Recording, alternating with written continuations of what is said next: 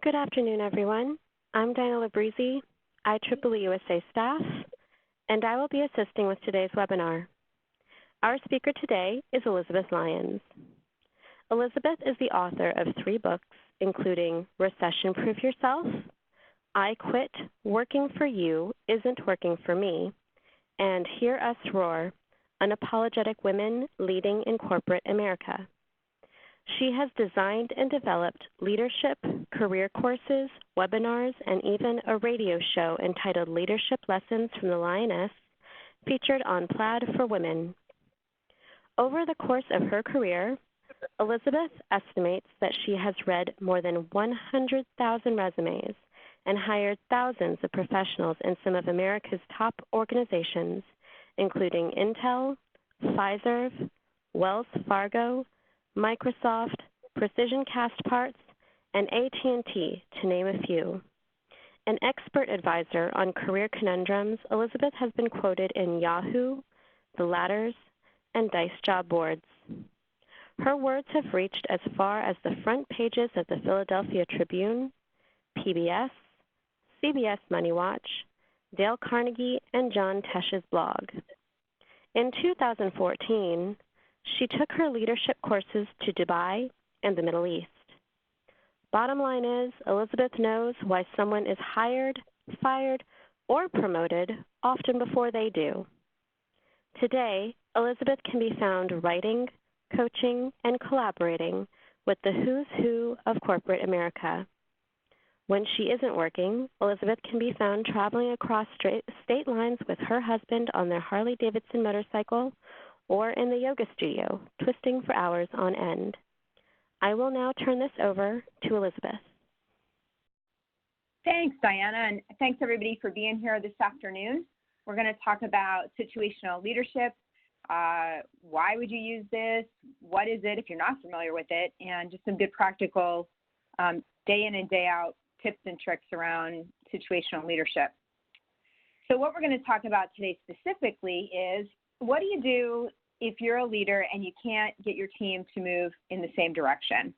I had a follower of mine many years ago said something brilliant on LinkedIn. It's a guy out in Australia, actually, and he said, you know, the hardest thing is as a leader is to figure out if you have a pile of people or you really have a team.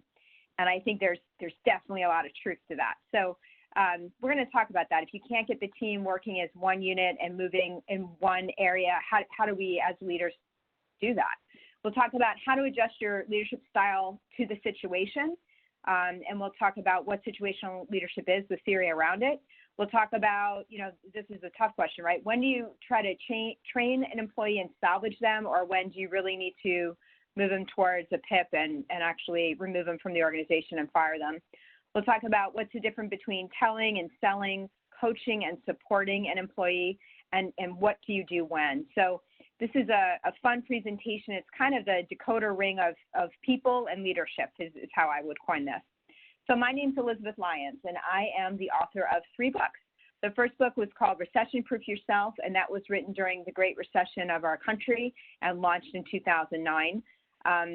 And then the second book was called I Quit, Working for You Isn't Working for Me. You can find both of them on Amazon. I Quit is more a book about the survivors of recession, those that kept their job and hung on, and then the market started to change and they wanted to find another job, but didn't know how to go about doing that post-recession.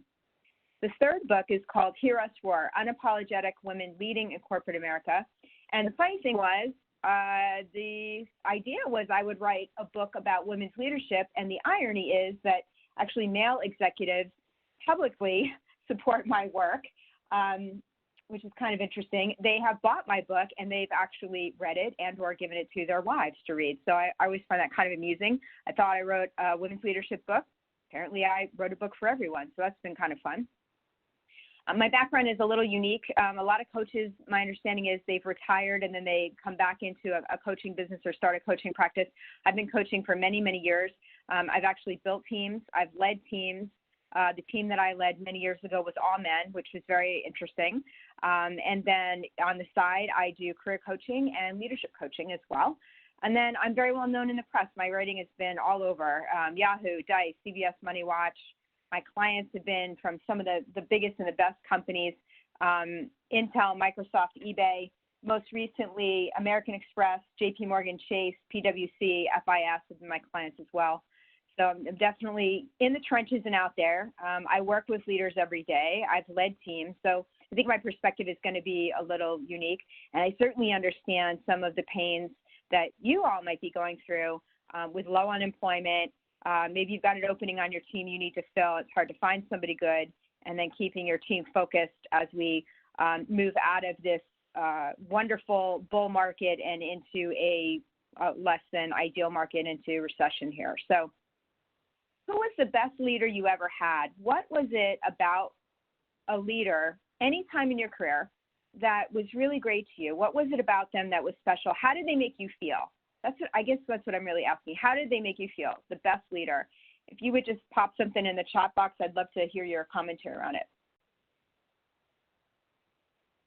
Wow. I had a manager that encouraged me and told me I was smart. He was the first to do that. Yeah, that's nice. It's nice definitely to feel that. I had a leader too, in fact, in my entire career that somehow picked up that I was an extremely hard worker and had extreme off-the-chart high work ethic. And both of them, during the time that I reported to them, at some point would look at me and say, Elizabeth, go home. Or, Elizabeth, that's a devastating day. Please log off. And I can't tell you how soothing that was for me, and it never, ever occurred to me to do that. The one leader I reported to supported my taking PTO and insisted it, and then covered my desk and did all my work, and I didn't have the nicest clients, so his workload went up, and they weren't very nice. So that's the example that I have of a great leader. That leader knew me, knew how I ticked, right, and knew what motivated me and what didn't motivate me, and that was powerful. And there's been very few that have been able to really do that and connect with me in that way. All right, so let's keep going here. So we've talked about good leaders. So what's the whole point of this situational leadership, and why would I even bother to use it? Well, it's an interesting theory. You may be well-versed in the book. If you aren't, I really would encourage you to look it up in Amazon and buy a copy online. I had studied this theory for many years, and then I used it with some leadership development with some of my clients, and then I have personally used it, and I can't say enough about this. So it is a book that originates by Hersey and Blanchard clear back in 1969, and the whole theory was that as a leader, you need to adjust your style based off the situation, and they made it very simple. There are 4 different styles, and as we go through this, you'll see when you use them. So there's been a lot, probably 10 years ago or so, 15 years ago, a lot out around this book, but never once have I seen any presentation on how do you use this. Like if I go to work, if I open up the book, how do I do this day in and day out? So that's what we're going to dive into today. So it's a great theory if you have a brand new team, like you inherited your team, you don't know them, you didn't pick them, you would never pick them. It's a really good theory for that, a good practical theory for that. It's also good if you've been with your team a number of years and you need to breathe new life into them and get them a little more motivated. It's great if you're the new person, the brand new person in the organization. You just took a job and you have a brand new team and they don't know you at all. It's great for that as well. So the part of this theory too is it's hard to determine sometimes, particularly in technical teams, particularly if your staff is on the introverted scale, it's hard to really determine when they're turned off and when they're not performing. And by the time you figure that out, that could sometimes be a problem.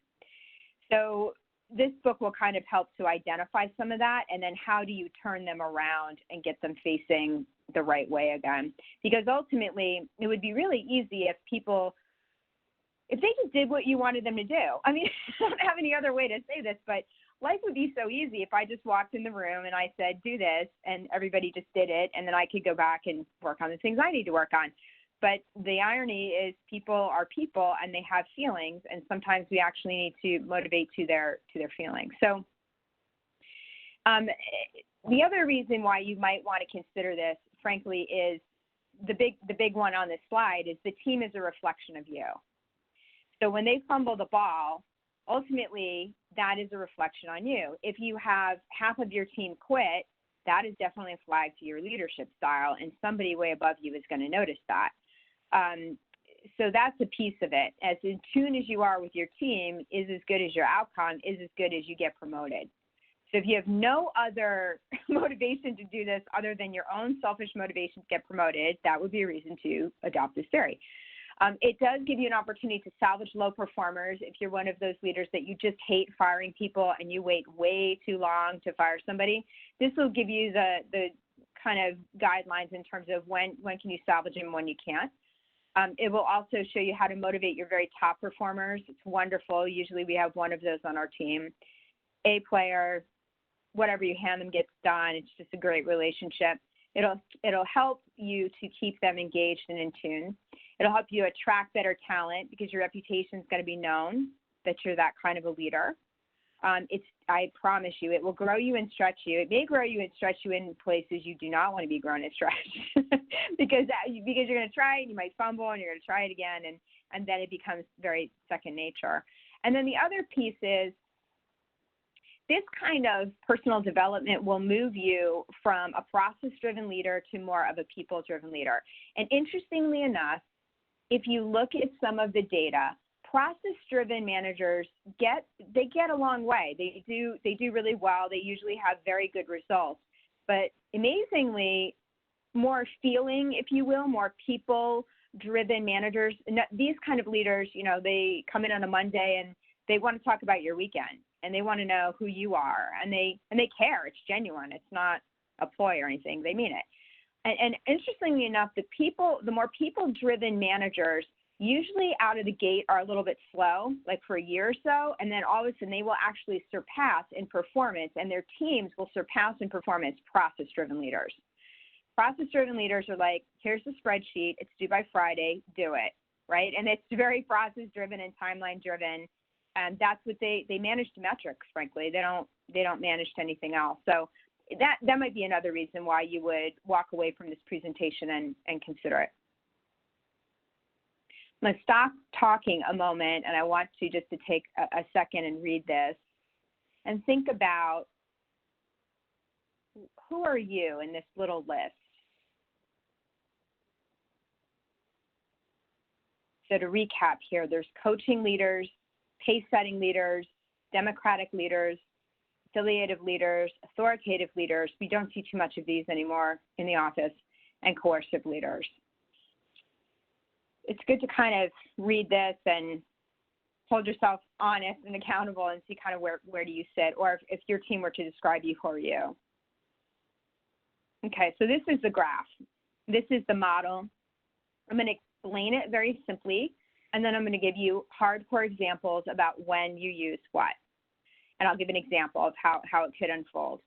So in this graph, we have D1, D2, D3, D4. And then we have this colorful graph here. And this graph kind of tells you where you want to be. Do you need to be directive with your subordinate, with your employee? Do you need to be coaching? Do you need to be supporting of them, or do you need to delegate? Coaching and supporting are going to sound similar. They're actually not. This is all based off their behavior. So your first clue here is to figure out where are they on the graph, and then you decide the style that you're going to adopt or adapt to, thus situational leadership. So the first thing you've got to figure out with your team member is, are they on this red quadrant? So are they, do you need to direct them? Do you need to give them absolute clear direction? So this could be when, let's say you have an intern and the intern doesn't know what they don't know, and you don't need 100 questions back from them. What you need them to do is to do it. And so at that point, you're just in a space of being highly directive because there's no way to coach them, support them, or delegate them. So that would be an example. Or if you're finding that you're getting to the point you have to manage someone out, this is kind of where your emails and your tone eventually goes to, where it's just very clear that you need to be more hands-on. This is not micromanaging. It's directive, which is a little different. The second quadrant is coaching. Coaching is more about you're listening and you're expected to give some sort of input. So they'll come to you and say, I have this problem, I have this going on. I think the answer is this or that. They may or may not have the answer. If they don't have the answer, your best course is to make them give you an answer. Because if you tell them, you're back down in here. And you're better off to make them think, as painful as that might be for you. So have them think, and then have them come up with a couple of scenarios, and then you're in this stance. Let's talk it through, but you get to make the call.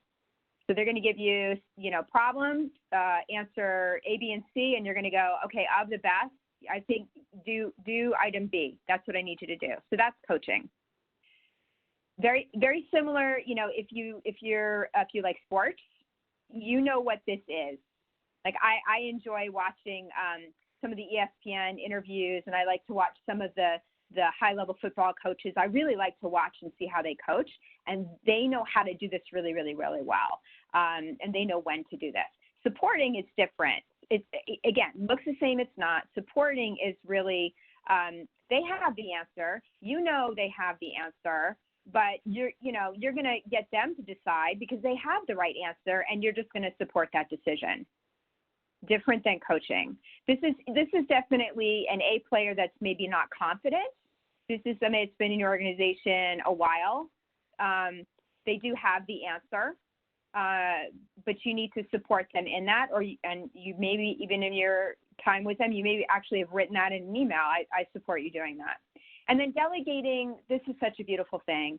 You just tell them what they need to do and have it done by Thursday at 3 o'clock, and they do it. And you're just delegating. You're just moving stuff off of your desk in a continual pattern.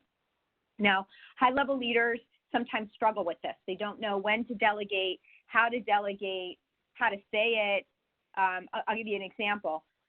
Tonight, we are holding our very first Women in Technology International meeting in Dallas, and I am the leader of kicking this off. And there's so much to do to pull this together. There's food to order, there's swag, there's a sign-in sheet, there's like 100 things, right? I'm doing that tonight. And I realized this morning, the dim bulb went on for me, and it was like, oh, I don't need to do all this. I have another partner in this. I could ask her to, when I arrive, to help me unload the car and, do these other things. That's delegation. And if you're in a state of overwhelm, I guarantee you're not delegating. So your team is meant to do that. If it's really a team and not a pile of people, don't be afraid to delegate. It's a good thing. So here it is. This is kind of the flow of it. And then we'll get into this top part in a little bit, but that's the general gist of this. So again, the idea here is to kind of figure out where the employee is by their behavior. So how I implemented this was on Fridays, I would block out half hour in my schedule. And usually I did it at the end of the day because I don't get a lot of email traffic at the end of the day on a Friday, and I've got a little bit of time. But I would block it on my calendar, and I would take the book, and I would close my door in privacy. And I would sit, and just for 10 minutes, I would think about the team member, I would think about their name, I would think about their behavior during the week, and I would run myself through this check sheet. And I would think, John, where is he in this? Is he able and willing? In other words, he can do the job and he wants to do the job. Is he able and unwilling, meaning he can do the job, but he's got an attitude this week? Is he unable but willing? Is he unable and unwilling? So unable but willing, that's a flag for me. I haven't trained them. I need to do some work there on myself, and I need to flag myself and hold myself accountable as the leader. Unable and unwilling, now we've got somebody that lacks motivation. This may or may not be able to be turned around. If they've got something going on at home, they may not have the attention span or the motivation. So that's a flag for me to go, what's going on? But literally, every Friday, take out the book, think about the team, and think, where are they? Because then I need to adjust my style come Monday morning. So here's some examples. So I came up with this example because I think all of us have gone through this pain at some point in our career. It's a great day when you get the email or you have the meeting and they tell you that your entire organization is going to change software. Like they're going to all move to Oracle, and that little segment of Oracle now is going to be bolted on and impact your job. or they're going to move to whatever it is. I think we've all been through a massive software change in our career. So I use that as the backdrop of the example. Okay, no one likes that. No one likes to be told we're using a new software. We don't know how to use it. Maybe it's going to take more time to learn it. Then I can't do my job. Nobody likes to be told that, but we're going to use that as the backdrop because that will absolutely cause your employees to get cranky. So in this scenario, we're going to implement a new software at the office, but you have a person on your team that's able and willing. And the reason they're able and willing is because they use this exact software in their last job. So they already know about it. And you're going to identify that and think, that might be good because I might have my go-to guy or gal on the team that can teach the others if they're struggling or if they become negative around the change, like they don't like it and they're resistant. So this is a case in the quadrant where your employee is able and willing and you just turn them loose. At that point, you know the team member has the skills, they have the ability and the motivation to do the job. They might end up being your A player. So that is the scenario. So second scenario, let me back up so you can see this. Let's say they're able and willing, you're in delegating. That's where you are. You're just going to turn them loose and use them within the team to hopefully spark some enthusiasm. Your second scenario is kind of your problem child on the team. They don't want anything to do with your new software implementation. They can use it. They're smart enough, they're teachable, but they don't like it, and they're resistant, and they're negative, and there's all this pushback and complaining every morning when they go to log in. The problem with that is they can foster some negativity within the team. I always call them the problem child. We always kind of have one of those, and we're usually, as a leader, if you're a good leader, you take note of that. Sometimes there is some merit and some truth to what they're saying, but in the case like this, they're just difficult to work with. And I'll get to in a minute, you're going to adopt your style to that. The third place your team member could be was unable but willing. So this is your person, again, software implementation. They don't know how to use it, but they're positive. They like to learn. They're going to learn a new skill. They embrace change. So really all you need to do there is infuse some training. And then here we've got somebody that you go through the software implementation, it's bumpy, they've been loud about it, they've been cranky, it's 90 days later, and they're still not doing what they need to do. They lack motivation. Maybe they're making mistakes in the software at this point, and this may or may not be salvageable. So they're unable and they're unwilling. They don't get it, and they're not going to rise to the occasion. So let me back up. Let me show you the graph again.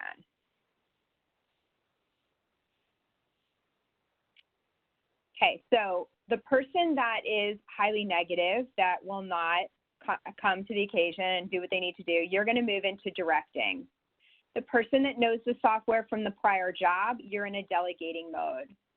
The person that knows the job, knows the software, knows the job, but is not confident, you roll into a coaching kind of relationship. The one that is open, willing to learn, wants to learn, you move into a supporting role with them. But again, the first key is, so that I keep this kind of simple, the first key is you've got to identify where are they, and then you move to that.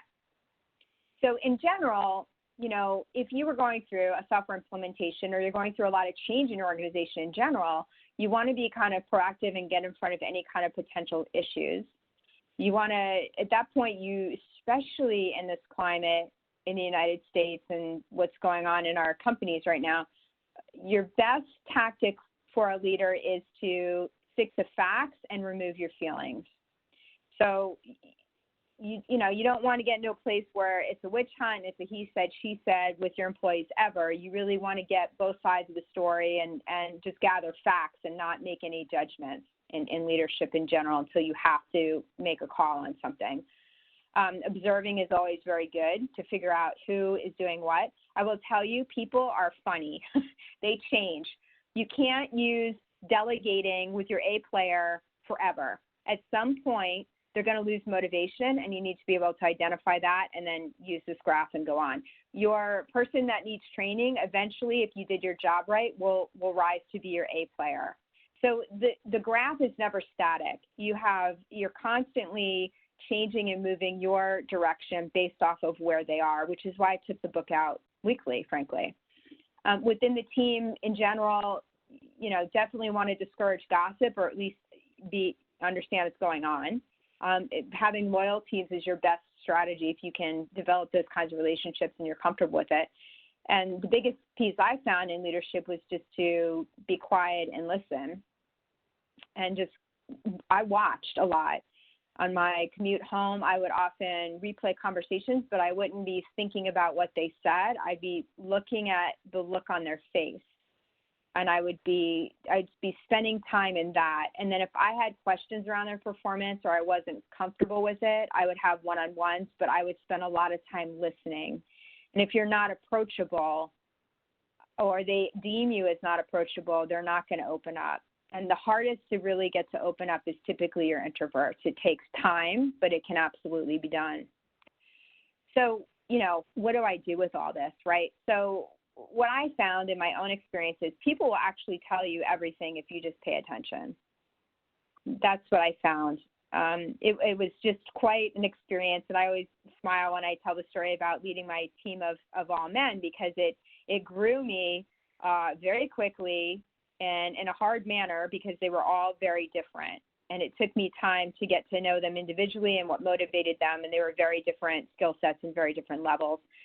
So what I tried to do on my best days was I tried to watch and not judge. I think all of us as a leader have gone back to our desk and been like, what are they doing? Like, why did they ask me that question? Now I'm losing faith rapidly. And I think that was the hardest thing for me, not to go into judgment, but to actually watch and to be available for them. So again, to recap, probably the third time I said this, match your actions to their behavior. So if they're unable and unwilling, give them very specific instructions. And what I mean by that is, I need this done by this date at this time. And at that point, in my own leadership style, I'm actually documenting it and I'm putting it in email. And I used to joke with my guys, but they knew what it meant. And I would say, just don't ask me to put that in email, because I know what I'm doing. If I'm putting something in email like that, I'm doing something purposely there. Most things I prefer just to have conversations around. But if I'm at this level, then I want it in email, and I want them to respond back that they heard me, that they got that email. So at this point, you're telling them, you're not selling them on why they should. You're actually being very directive and telling them. If they're unable but they're willing, what I found worked really well is you tell them why. Because what I found was, and even myself, if I don't understand the why I'm doing something, I may not be as motivated to get it done or get it done first. So this is more of an open dialogue. You're asking them questions, trying to understand, do they not understand the process, or why did they make the mistake? I mean, you should be able to have an environment where people are allowed to make mistakes, even bad mistakes, right? And then go back to the process. I've got a leader I'm coaching right now, and she found out, and she was just absolutely horrified that they were releasing code without checking it and just releasing it into the system, and it caused like this massive crash. And she's like, some of these are senior level people. She was upset, and it was in session, her and I, a couple weeks ago, and I said, well, write a process. This is, as bad as that is, write a process. This is a learning time for you. Write a process and then roll it out, and if you really want, make them sign it. And I said, but I would be really curious. I would get them one-on-one and say, why did you do that? Because it's good information. Like, did you not know that you didn't need to check something before you released it into the environment? And if they say, no, I didn't know, then that's a whole other conversation. But it'd be interesting to see, what is that? Are they lazy? Or did they forget? Was it just a big oops? I mean, again, understanding what motivates them, understanding what triggers their behavior is as important as their skill set. So unable and willing, this is kind of when you would utilize that. Able but unwilling, this is typically somebody that is shut down in meetings, doesn't share. I had an introvert person on my team that was very closed off. Even his body language is very closed off. He was very capable, but it took him time. It took him a few weeks to trust me, to get to know me, and I just let him be him, and I just let him be, and I wasn't bugging him about anything. But at one point, I did start to pull him out of his shell, and in a staff meeting, I asked him in front of the group, how would you do this? Like, what's your idea around this? And it was amazing. All of a sudden, the walls started to come down, and he was participating. So think about that. Do you have a team member that's able but unwilling? This is the kind of way to kind of draw them out and to get them to engage.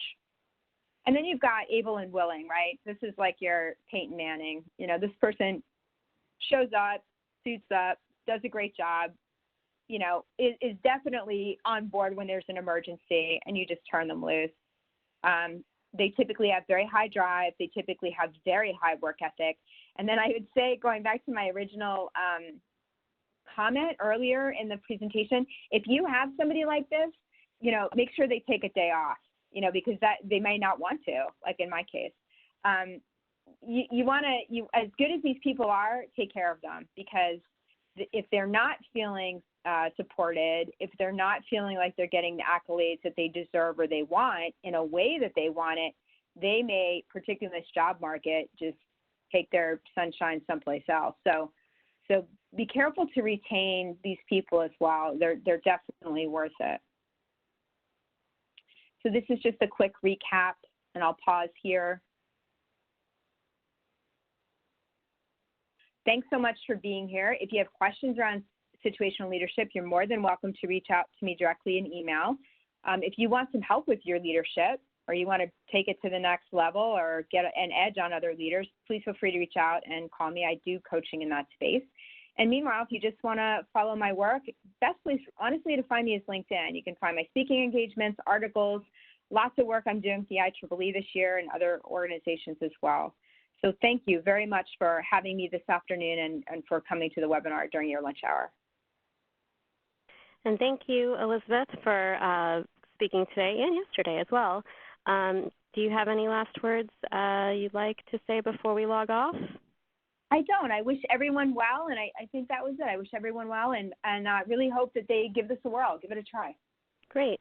Well, thank you once again. Everyone, if you would like to see what other webinars Elizabeth has them in the future, we will be doing another one with her on June 7th called Gig Economy, How to Keep Your Day Job and Your Side Hustle.